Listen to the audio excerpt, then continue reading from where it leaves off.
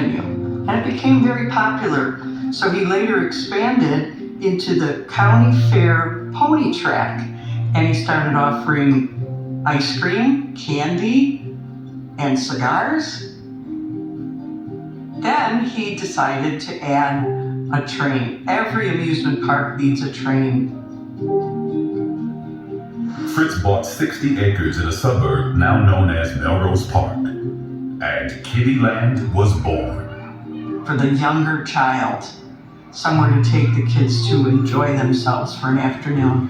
He was constantly expanding. Every year he would be adding rides and just making things bigger and better. For decades to come, Kiddieland would cater to small children with its bite-sized rides and carefree fun. Cheryl Brown remembers visiting the park in the 1960s. We lived on the south side, and so we were coming down First Avenue, and then we're all excited riding in the car, and then you see that Kiddieland sign, so we knew we were almost there. Kiddieland used the organ music of Ken Griffin, and that was just such a happy sound. As you're walking, you're just kind of bouncing to the music with enjoyment, a very fun time. You would hear the bells ringing from the water boats.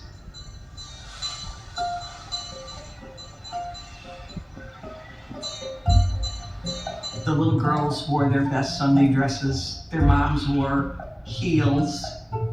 It was just a different time, a wonderful time, actually.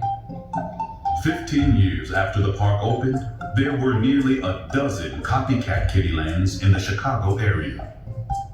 At that time, the leading producer of kiddie rides published a book called Kiddieland's The Business with the Future that showed people how to open and operate their own Kiddieland. Through most of the 50s and into the 60s, this was really an active and growing part of the amusement park industry. Everywhere you went, there was a Kiddieland. But Fritz's Kiddieland was the first. And he spent several years trying to trademark the name without success.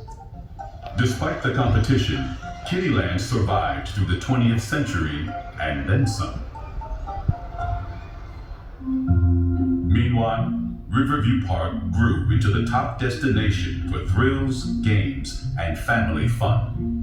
Riverview really came to dominate the city. I mean, you were the largest amusement park and the second largest city in the country. So they really grew to a dominant presence, not only in Chicago, but in the amusement park industry. In 1932, a massive fire destroyed the bug house. But Riverview pulled together funds to replace it with a new fun house called Aladdin's Castle. It was creative and it was fun and it was like the ultimate kind of Halloween house, even in the summer. Sometimes it would be completely dark and you were kind of feeling your way around. There was a tunnel, there was a rotating barrel, and you would have to walk through it.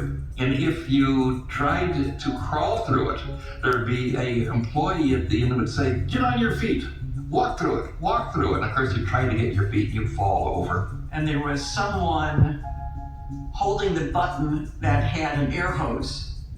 And when he saw a pretty woman walk by with a dress on, he would press the button, the air hose would shoot, and it would look like the Marilyn Monroe picture with the skirt going up. And we're 10, 11 years old. We've never seen a woman's skirt fly up, and it was incredibly intriguing. A roller coaster called the Flying Turns became another crowd favorite. It was a very unique ride. It went up just like a regular roller coaster, but then it went into these huge trackless bins as they would fly around from side to side, eventually ending up back on the track. The Flying Turns was actually my favorite, I think. You would lie kind of like this, and you would lie with someone, a friend, or, God, if only a girlfriend in between your legs, and it just swooped around and swooped around, swooped around, and it was nothing scary about it, but it was fun. The whole thing about Riverview is it was fun. The plunging parachutes were added in 1936. If you want to be a parachute jumper and don't want to risk your neck, here's how. Chicago's prudent daredevil. That scared me to death. The little seat that you were sitting on was like a piece of plywood. And you just wondered, how's this thing going to stay intact? And here we go, 212 feet to the top. Incidentally, the parachutes conform to Air Force specifications, if that's any comfort to us. I looked at it, my cousin wanted to go on them, and I was like, not me. Up, and what's it feel like when the chutes are released? Well, it's like being in an elevator and having the cable snap. Watch. And it ended with a jolt at the bottom. It's like your spine was just going to go right through you. The freak house was always something that drew us too, because it was just so bizarre. At the so-called freak show, disabilities were exploited for entertainment and shock value. People with unusual physical characteristics, let's say, that were put on as spectacle. Hey, it's coming over. One act follows right after the other. And there would be barkers who would be, come and see the amazing. I've never seen a lady with a beard down to like almost her navel. And the guy with the bulging eyes, like his pop eyes. His eye would come halfway out of its socket. It scared the daylights out of us. On the west end of the park, thrill seekers could ride an amusement park staple, the 6-story high Shoot the Chutes. The water chute, the only one of its kind in the country, was built in 1908. Now, 2 elevators carried the boats to a height of 64 feet. Once at the top, the boats hurtled down the water chute, and I mean they hurtled.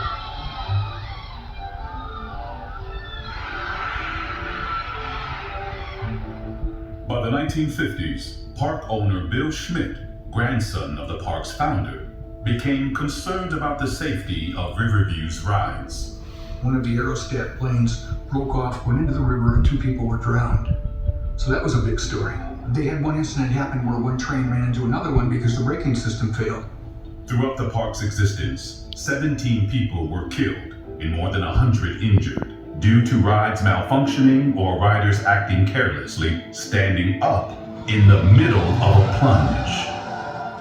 A visionary leader, Schmidt vowed to make Riverview one of the safest amusement parks in the world.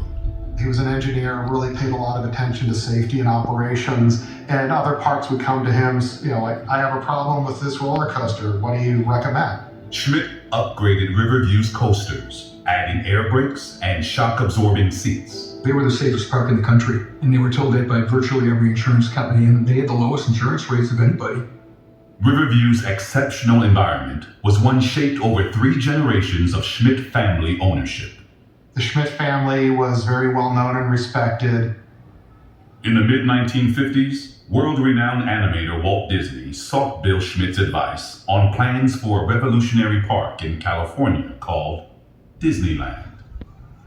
Schmidt weighed in on Disney's plans and offered valuable advice. In the case of the theme park, Disneyland did not create the theme park. Coming into the opening of Disneyland in 1955, you started seeing people work around the idea of Old West theme parks, Santa Claus theme parks, and storybook theme parks. And you saw that here in Chicago.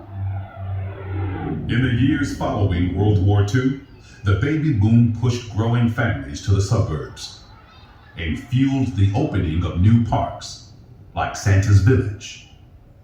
It was the vision of a California man named Glenn Holland. Glenn Holland actually was a man that never really had a Christmas as a child, as his parents died when he was about 13, 14 years old.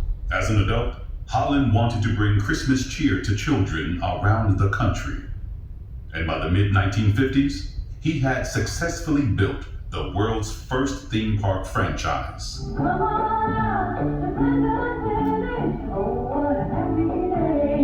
On Memorial Day weekend of 1959, he opened Santa's Village in East Dundee, a suburb approximately 45 miles northwest of Chicago.